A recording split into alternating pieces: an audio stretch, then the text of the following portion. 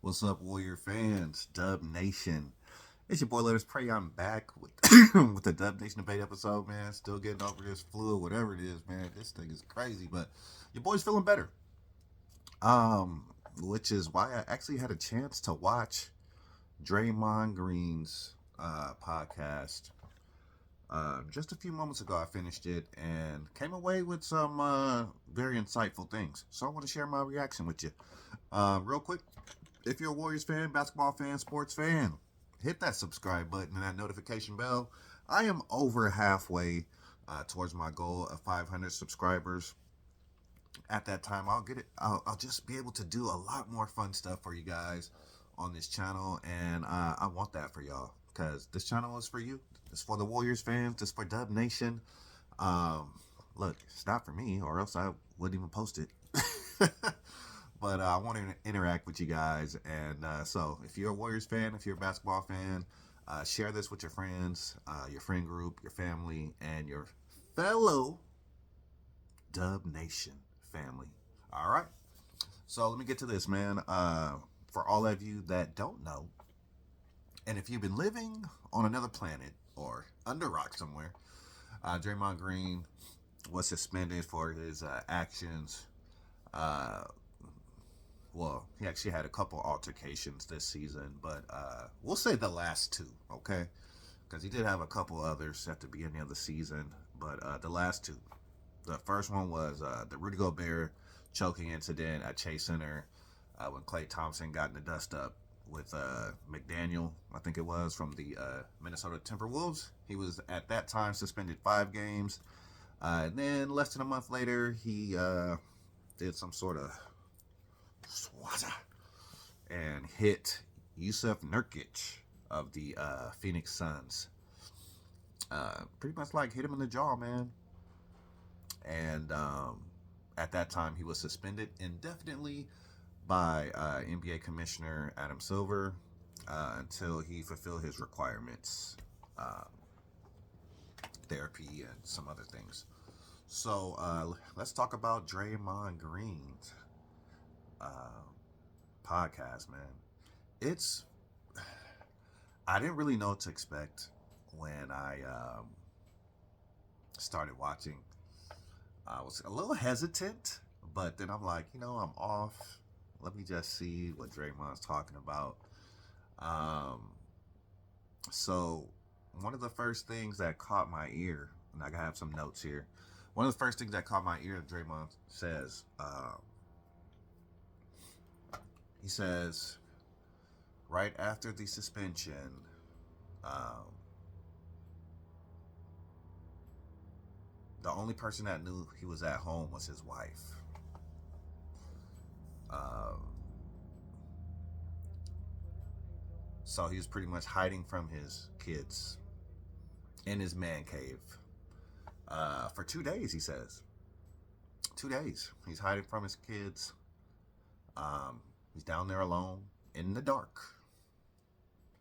And that's kind of like a symbolism right there, right? He's in the dark. Uh, he's in a dark place.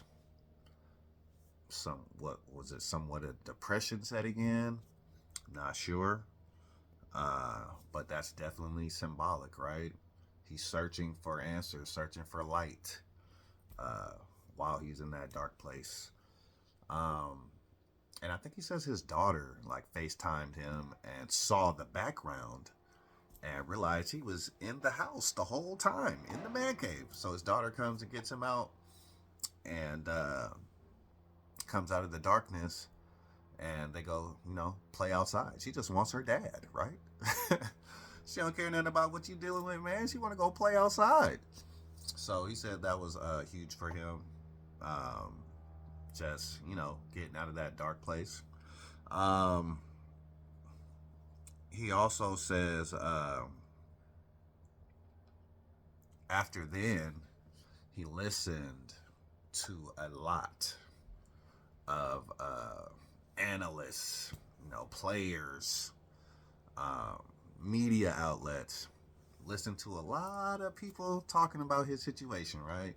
talking about the suspension, talking about his behavior, talking about this, talking about that. He said, he tried to listen to everybody, right? And he found himself questioning the people that were saying that he needed help. Found himself getting angry, right? Getting defensive. And then and over time, he said, why does the word help bother me so much? And he sat back and thought about it. Why does the word help bother you so much? Is getting help a bad thing? Is getting help a bad thing? If you know there's a problem and everybody else sees a problem, is getting the proper help to get past said problem a bad thing? And then he said something that was very, very profound. And I don't know if when he said it, he really knew what he said, but I'm going to repeat it for you. He says, why have resources if you won't use them? Why have people that care about you? Why have loved ones? Why have doctors and people at your disposal if you refuse to take the help? And it's not just a Draymond Green profound statement. It's a profound statement for anybody, right? We can all relate to this. You got people that love you in your life. Take the help. Use your resources. Right? I mean, my number one resource is God, first of all. You know, if you use that resource, yes. But God puts people in your life though as resources as well. He uses vessels. He uses people to help you on your journey in life. So yeah, that was something that perked up my ears, man. Why have the resources if you're not going to use them? So I was like, okay, Draymond, let me keep listening. Okay. Then he talked about being a 15-year-old kid in Michigan. You know how, when he was struggling with some things, he didn't have the resources, and hearing that word "help" made him defensive. But why does he still feel like he's that 15-year-old kid in I think it's Saginaw, right? Michigan. Why does he still have that mentality of that 15-year-old kid when he hears the word help? Because he's not that kid anymore. He's not that kid anymore. But he's still dealing with, some similar issue. Up here. His career has obviously taken off. He's a multiple time champion, all-star, businessman. He's all that. He's done a lot of great things in his career. But the word help takes him back to when he was 15, right? So I thought that was interesting. So he also talked about, finally got out with his daughter and was playing outside. Then about a day or so later, Steve Kerr comes by and they sit in the front yard, sit outside, wherever they're sitting, at Draymond's house. And they sat there and they talked and they cried together, right? Two grown men crying together. Two alphas talking and crying together. He did share all the details about the conversation, but what he did share is that Steve Kerr said, look, Draymond, we've been through a lot together. I want you to finish the right way. And Steve Kerr told him, currently, as he was going, he was not finishing the right way.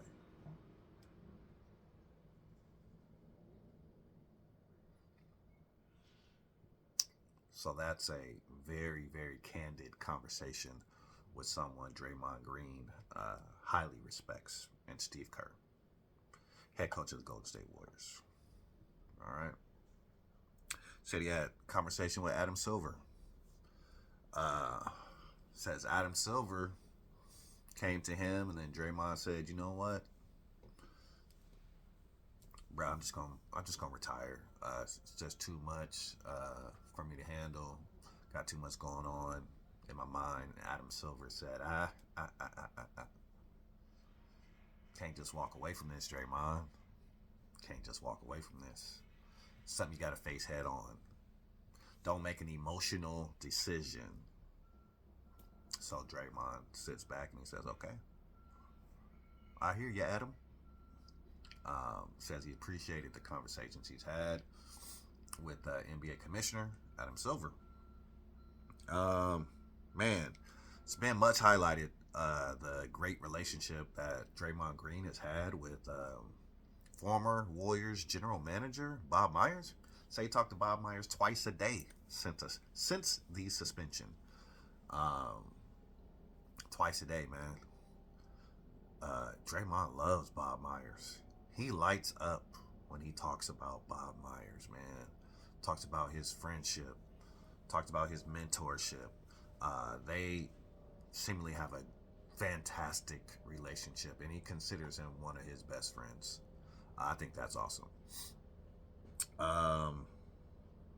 And he further talks about just, the people, his teammates as well, that been checking on him every day, every other day. We'll get to Steph later, but it really lets him know who's in his corner. All right. Some people turn their back on you when you make a mistake, when you mess up. But the people that are going to stand with you when you make mistakes, that's your village. That's your true village right there.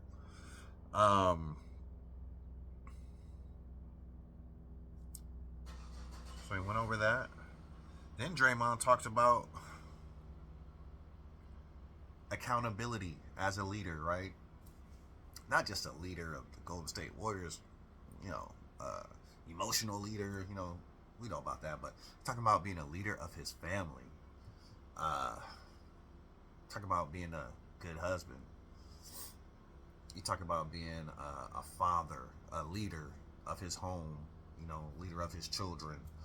And Draymond's a son. He said that his mom was getting death threats because of what he'd done. Said his kids had to deal with situations at school because of what he'd done. Obviously, living in the Bay Area, some of the kids at school are Warrior fans, or even their parents are Warriors fans. So it made it tough on his kids. And it was really hard for him to have to explain to his children why things were going on because of what decisions and actions he chose. Said that was really tough for him. It was really tough for him to see the impact he had on his family because of his decisions. All right.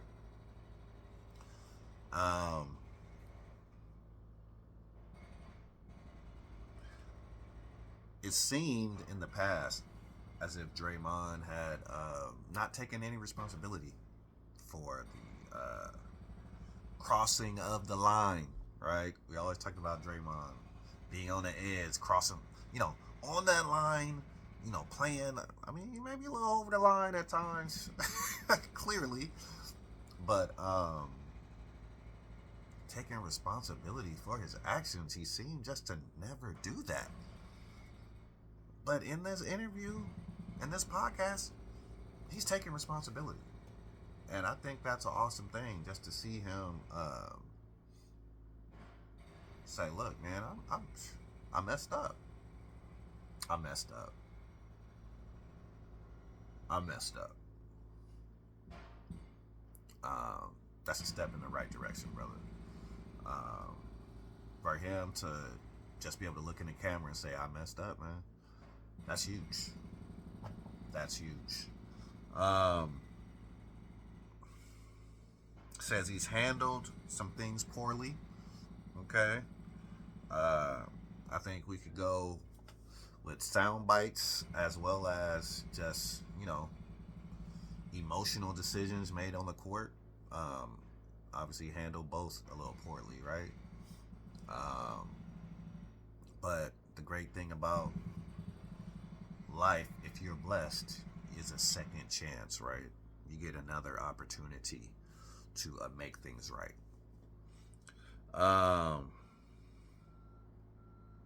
He talked about when he went with Adam Silver to have that conversation, and Adam Silver said, "No, I'm not going to let you make that emotional decision." Um, he then reflected on it and said, "Look, I can't run from this as they jackhammer outside. This is hilarious. They're jackhammering. They ain't jackhammered on this street in probably 20 years." Anyway, he said, I can't run from this. I cannot run from this problem. I can't retire just because they suspended me because I was making some bad decisions. I need to fix this. I need to do the work to change. And Draymond Green says that he is dedicated to doing the work. Hard work. It's not easy work. Hard work that it will take to change. Not to change into this guy that we've never seen before, but for growth, right? That was one of his main points. For growth. For him to grow as a person.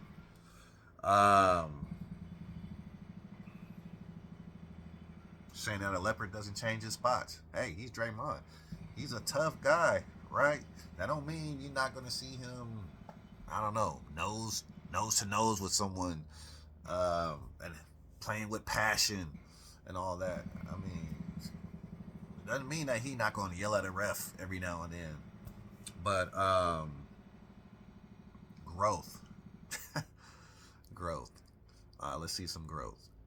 He says he used the line, "Hey, I can't play at my level if I'm not able to do what I can do." In other words, like, how you expect me to still be effective on the court if I can't have freedom to, do what I do?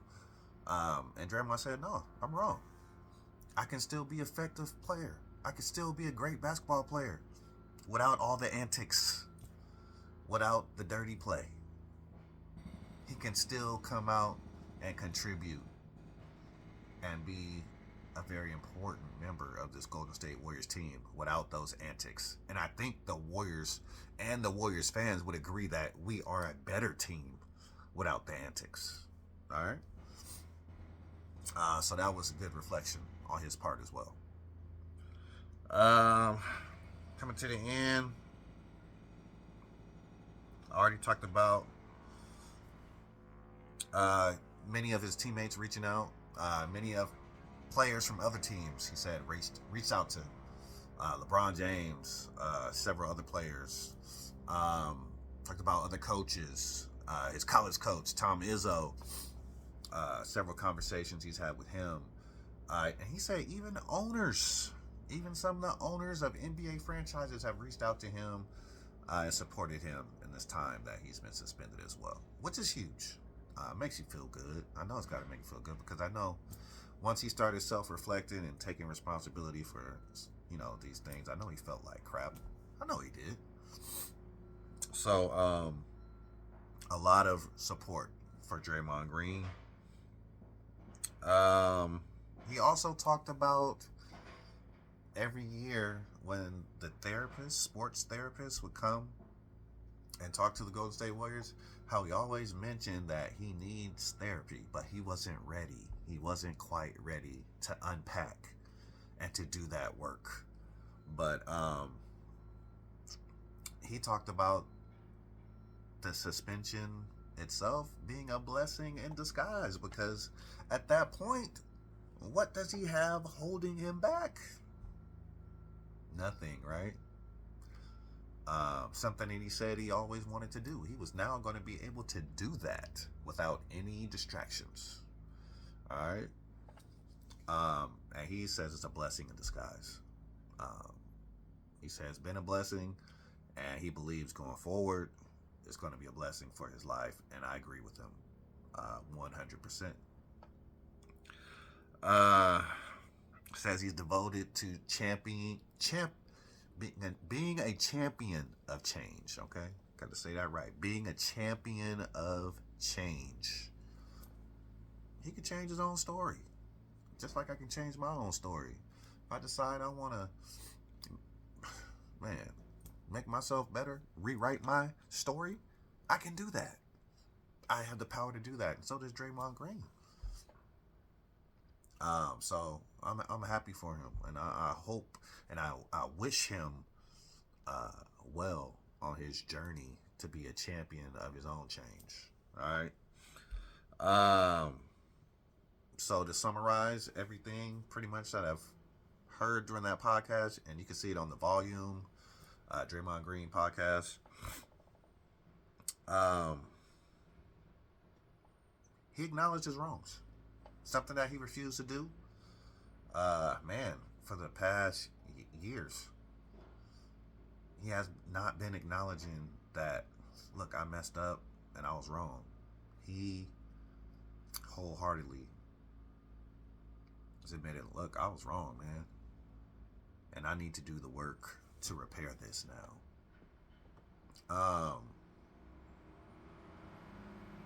I really enjoyed watching Draymond Green's podcast.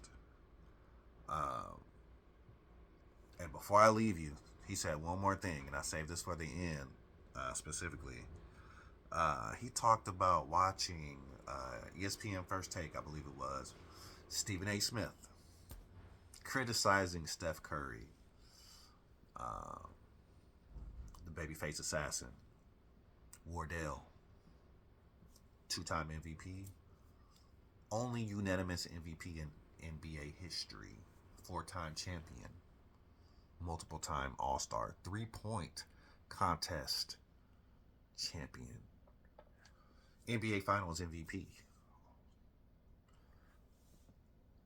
three-point king.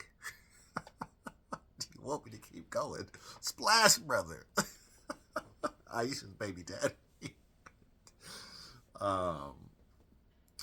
He talked about Steph Curry getting criticized for being a bad leader because of Draymond Green's behavior. And he sat back and he wondered, how could Steph, choir boy Steph, possibly be facing criticism because of someone else's actions? And Draymond Green at that point, he said, it's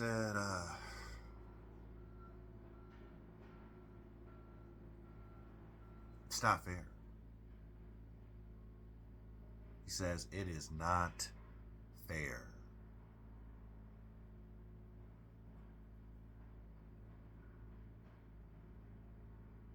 And he says, since Steph Curry was publicly criticized, this part where I almost teared up. Legit, like I almost teared up. He said, since Steph Curry was publicly criticized, I'm going to publicly apologize to Steph. And he said, I'm sorry, because you don't deserve that. Steph Curry done everything that you could possibly do that's right since he's been in the NBA and been an NBA superstar, face of the NBA, whatever you want to call him. He doesn't deserve that. And the fact that he had to be criticized because of Draymond Green, it hurt Draymond to his heart, because he said Steph already told him whatever he needs, he's there for him, and he can't wait to have him back. So those are some of the reflections I have from the Draymond Green podcast. Just some of his reflection on his own suspension and what he's been going through. He seemed very genuine. He seemed very transparent. Definitely says, after 3 weeks, he's not a whole new guy and changed, but